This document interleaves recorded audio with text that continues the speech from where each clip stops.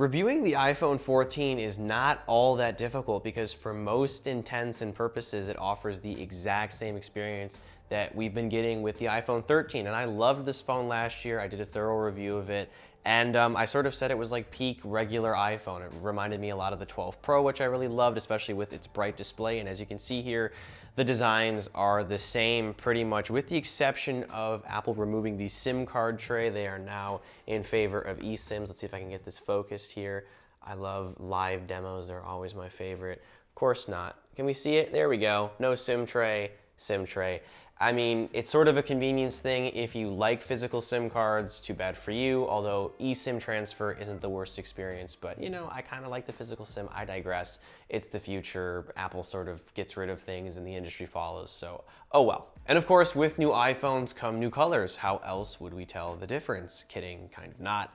I have a purple iPhone 14 on the right, of course, and the pink iPhone 13 on the left. These are my favorite of the colors. I really didn't like the green and the blue last year. And this year, I'm not a huge fan of the product red, but all the other colors are decent. Midnight, Starlight, this purple, and the blue is decent. Starlight and Midnight are both available with the 13 and the 14 models, and I think they're the most neutral colors, so I definitely recommend going with those. But if you have to go with the color, I think these are the best. But yeah, the purple looks really nice this year. I'm a huge fan of it. And like they both are sort of off-white, so again, you have a little bit of color, but they're pretty neutral at the end of the day. Oh, and while we're on the topic of design, if you're considering what to protect your shiny new iPhone 14 or 13 with, I would definitely recommend checking out a case from Moth. They do support the channel, full disclosure, but I have a case for iPhone 14 Pro here. They're sending me a 14 case, which I'll check out soon. But you can get this case in white, black, or clear to show off your color. I have mine in white, which goes with my white phone, but yeah, it just neutralizes the phone to go with your clothes more. And it has MagSafe enhanced magnets in there, so it's like a stronger adhesion to your MagSafe accessories, or offers that, which is really great. We have a battery accessory made out of vegan leather here as well, with this sort of side-mounted MagSafe style cable for easy charging. And best of all, you have this wallet stand, which goes on the back here. It can store one card, and you can prop your phone up while you're using it for, you know, just media consumption, scrolling. I do this all the time here, more often with just the case and the wallet. And yeah, I absolutely love this accessory. It is available for iPhone 13 and 14 as well, 14 Plus too, so check it out. I'll leave a link in the video description. Beyond design though, the displays this year are identical between the 6.1 inch models. At least I checked tech specs just to make sure here, scrolled through. Everything's the same, resolution, color, all of that here. We can look at some photos here. Oh, these are some wallpapers that I am selling now on a Gumroad site that I will also link in the video description. I'm pretty sure the pack is gonna be called Skyline. I don't have all the details. I have to like kind of get that ready and done tonight. And I know this video is being posted on Saturday. Today is Thursday. So anyway, these are a few of the wallpapers. This is what two of them, or one of them, looks like in practice or applied on the lock screen here. Very nice. I hope you enjoy. So check that out as well. But yeah, the display quality, again, for most intents and purposes, or all intents and purposes in this case, is the same. However, if we're talking about size, the 14 and the 13 series have two exclusive sizes. The 13 series has the 13 mini, so you can't get the 14 at 5.8 inches or 5.5 inches or whatever it is. You also can't get the 13 at 6.7 inches like you can with the 14 Pro Max and the 14 Plus. So I don't have the 14 Plus in hand. I do have one coming once it ships, so I'll have a separate review of that. But if size does matter to you, then definitely opt for the 14. However, again, if you are just comparing 13 to 14, or if you're looking at the 14 and wondering if the display is different, no, it's not. It's just as bright, just as colorful, just as vibrant, and will do just as good of a job as the 13s.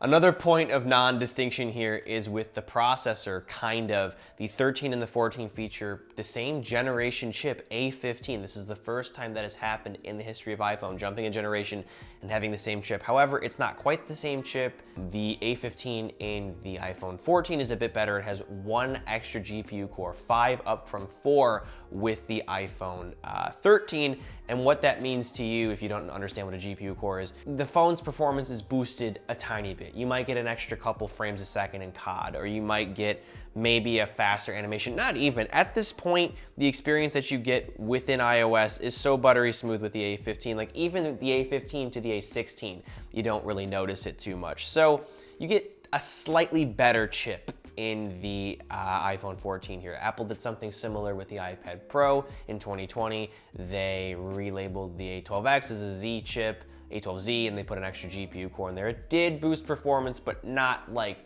absolutely noticeably, and that's the case here. So there's really no reason to upgrade to the iPhone 14 for performance, but I mean, like, buying the iPhone 14 doesn't hurt because you do get a tiny boost, and of course, a tiny boost never hurts. Another difference with performance, or more so connectivity or safety, is the satellite connectivity stuff, and also to like the car crash detect. The iPhone 14 has like advanced gyroscopic motion detectors in there, and I'm not using the marketing terms properly here. What I'm saying is the iPhone 14 is a safer phone, but I don't know, like, it's always good to have that. I'm glad it's gonna be baked in moving forward. However, if I get in a bad car crash, I think I'm just gonna die. And if I'm in the middle of nowhere, which I wouldn't be, I'm probably just gonna die too, but you know, whatever. It's nice to have safety features. If that makes you feel better, spend the extra couple dollars a month financing or the extra $100. It's more so about the culmination of features here, but you know, extra safety features are nice. I don't know, like, I don't know if I'm gonna use them, but you know, you never know. It's like a break the safety glass if you need it. You hope you don't, but if you do, it's nice to have your phone calling the cops if you hit a brick wall or if you decide to get lost in like the wilderness. I don't know, you know, just keep that in mind, I guess. But real quick though, before we continue with the review here, I want to briefly mention today's video sponsor, Private Internet Access, the #1 most trusted VPN in the US. Did you know that even when you're privately browsing, your search history may be visible to your employer, your school, and even your ISP? Now, I'm sure none of us are searching anything up too weird, but I'm definitely on the side of preferring that my search data is encrypted 100%. With PIA, not only do you get powerful encryption, but seamless integration into your web surfing. It'll turn on in the background without you even realizing it. PIA also doesn't keep any log of your searches and has a no log policy. PIA made an independent audit to prove that they don't keep any logs at all, and this has been proven in court many times. PIA can also bypass ISP throttling, avoid DDoS and other cyber harassment, as well as unlock geo-restricted games and content blocks in your country or territory. Most interestingly, they offer servers in all 50 US states, which can help you access state-exclusive content, get ahead on TV premieres, and avoid sporting event blackouts. PIA gave me a special offer only for my viewers. You can get 82% off and 3 months free. Link in the video description below. And we're back, and maybe you're wondering, what's the point of the review? Everything seems the same. Well, like I said, for most intents and purposes, the 6.1-inch 13 and the 6.1-inch 14 are very, very similar. They're gonna offer a similar overall experience. However, camera is key in this review here. And if you notice, the camera modules are not the same size. With the 14, it's slightly bigger. Wow. What an amazing day. What a great, incredible design change, Noah. Thanks for letting us know. Well, there's actually a reason for this. Apple made the main camera, the wide-angle camera, the 1X, the most important one in my opinion.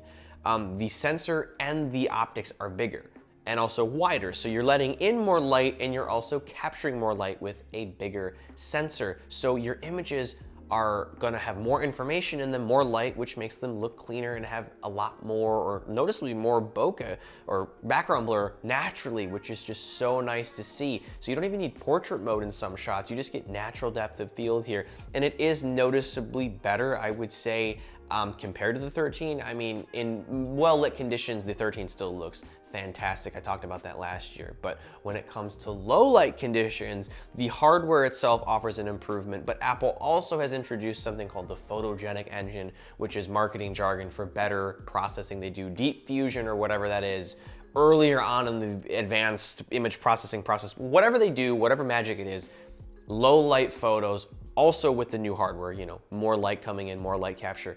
It looks way better, like night and day difference, I would say so.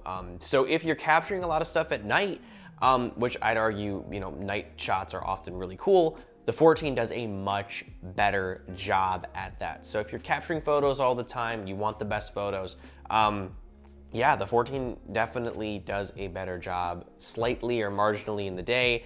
and at night up to like 2.5 times better in some cases, according to them, with the photogenic engine and the better hardware, etc. This also translates to video as well. I don't think the photogenic engine has something to do with video, but the natural, just bigger sensor, like the hardware aspect does add to it, or does enhance it in low light and also in daylight with, like I said, increased bokeh, more light coming in, etc., etc. Also too, if you care, with the 14 series phones, cinematic mode is available at 4K, which is kind of stupid because we have the 13 Pro chip in here and the 13 Pro didn't get 4K cinematic mode. So it's sort of a stupid, like, oh, look, the new phone can do this because we said so type thing.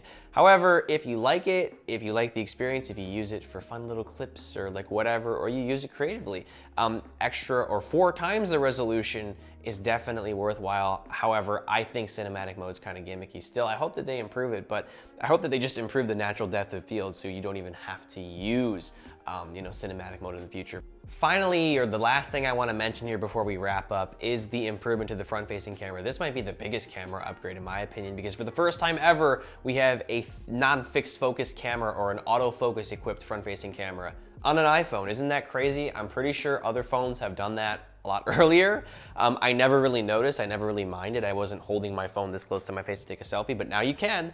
And you can also hold things up to it and have it focus at different distances. It's really not that crazy. Autofocus has been the thing on front-facing cameras for a minute, like I said, but now it's on iPhone and it does make a difference. The images also look cleaner because they let more light in. We have an f1.9 aperture opposed to f2.2, so more light's going in, more information for your sensor, so better looking selfies overall. I would say marginally so. I haven't noticed anything super crazy, although maybe you can be the judge for yourself if I'm showing an example here. But yeah, the autofocus is enough here to make it a definitively better camera.